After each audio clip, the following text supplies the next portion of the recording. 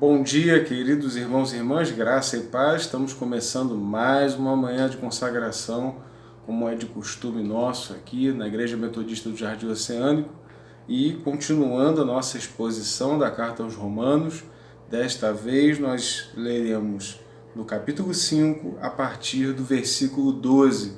Lembrando aí, se você ainda não é inscrito no canal, se inscreve aí no canal, ative as notificações, o sininho aí no canto direito, e para você receber todos os nossos vídeos em primeira mão.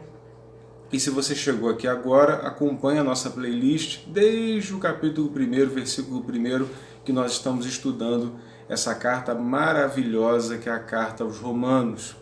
Ok? Então vamos continuar aqui a partir do versículo 12 e leremos até o 21, se assim Deus nos permitir. Portanto, assim como por um só homem entrou o pecado no mundo, e pelo pecado a morte, assim também a morte passou a todos os homens, porque todos pecaram. Porque até o regime da lei havia pecado no mundo, mas o pecado não é levado em conta quando não há lei. Entretanto, reinou a morte desde Adão até Moisés, mesmo sobre aqueles que não pecaram à semelhança da transgressão de Adão, o qual prefigurava aquele que havia de vir. Todavia, não é assim o dom gratuito como a ofensa. Porque, se pela ofensa de um só morreram muitos, muito mais a graça de Deus e o dom pela graça de um só homem, Jesus Cristo, foram abundantes sobre muitos. O dom, entretanto, não é como no caso em que somente um pecou, porque o julgamento derivou de uma só ofensa para a condenação, mas a graça transcorre de muitas ofensas para a justificação. Versículo 17. Se pela ofensa de um e por meio de um só reinou a morte, muito mais os que recebem a abundância da graça e o dom da justiça reinarão em vida por meio de um só, a saber, Jesus Cristo. Pois assim como por uma só ofensa veio o juízo sobre todos os homens para a condenação, assim também por um só ato de justiça veio a graça sobre todos os homens para a justificação que dá a vida. Porque como pela desobediência de um só homem muitos se tornaram pecadores, assim também por meio da obediência de um só, muitos se tornarão justos. Sobreveio a lei para que avultasse a ofensa, mas onde abundou o pecado, superabundou a graça, a fim de que, como o pecado reinou pela morte, assim também reinasse a graça pela justiça para a vida eterna, mediante Jesus Cristo nosso Senhor. Amados, isso aqui é um dos temas centrais da nossa teologia. Eu despendi esse tempo, nós lemos todos esses versículos, 3 minutos do nosso vídeo, para que nós pudéssemos entender o que Paulo estava querendo dizer com tudo isso. Nós temos que lembrar que nos capítulos anteriores, Paulo está fazendo uma exposição para os judaizantes, ou seja, crentes, como a gente já falou nos vídeos passados, crentes que haviam sido convertidos do judaísmo, mas que não queriam deixar as práticas judaicas, que, como nós já falamos, e também recomendo a leitura do livro de Hebreus, eram sombras daquilo que haveria de vir, Cristo perfeito, que então, vamos dizer, ele conciliaria toda a lei naquilo que verdadeiramente fosse essencial e extinguiria os aspectos transitórios da lei, os aspectos passageiros da lei, por assim dizer. Já falamos aqui nos vídeos passados. Então, ele está dizendo, olha, se nós somos justificados pela fé, se nós somos justificados por esse Cristo, só pode significar uma coisa, que nós pecamos. E como nós pecamos? Pecamos em Adão. Porque ele começa dizendo, em Adão, por meio desse homem, toda a humanidade pecou e sofreu as consequências.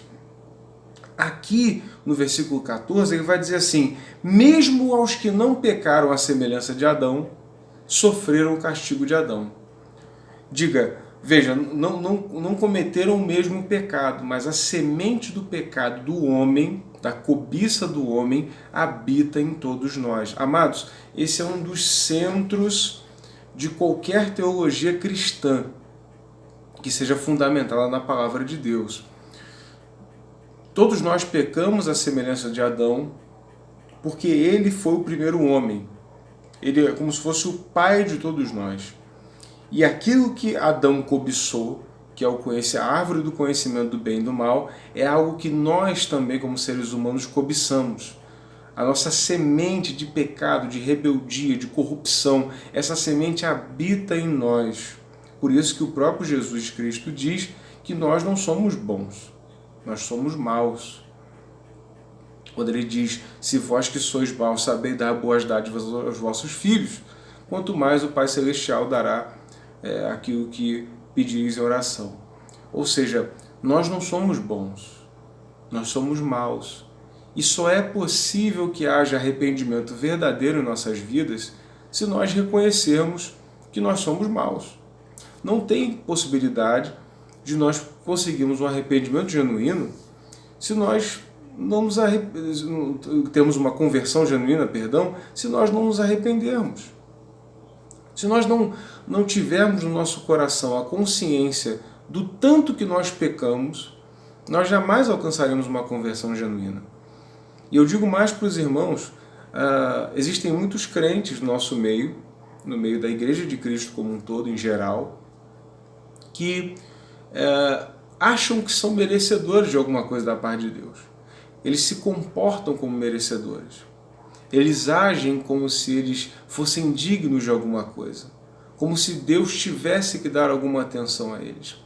Existem inúmeras músicas do meio gospel, inúmeros sermões que você vê por aí, que tentam de todo modo centralizar a mensagem no homem e não em Deus.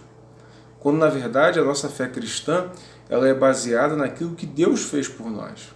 É baseada em nós fomos pecadores, nós não desejávamos Deus, nós não queríamos Deus, nós éramos inimigos de Deus e Ele mesmo assim resolveu nos amar, resolveu morrer pelos nossos pecados, ressuscitou, está à direita de Deus Pai Todo-Poderoso e abriu um caminho para a eternidade para todos nós. Amados, essa é a nossa fé. E Paulo está dizendo para os judaizantes, assim como por meio de um só homem entrou o pecado em toda a humanidade, também por meio de um só homem, Jesus Cristo, o pecado foi tirado, a dívida foi paga.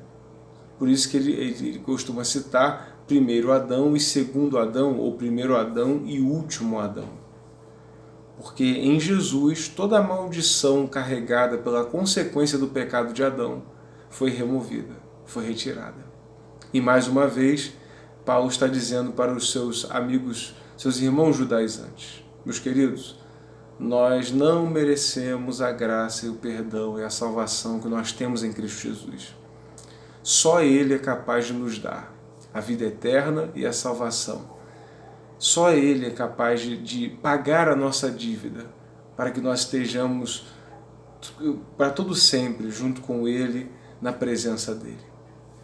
Amados, ele diz no versículo 20, sobreveio a lei para que avultasse a ofensa, mas onde abundou o pecado, superabundou a graça, a fim de que, como o pecado reinou pela morte, assim também reinasse a graça pela justiça para a vida eterna, mediante Jesus Cristo nosso Senhor. Ou seja, amados,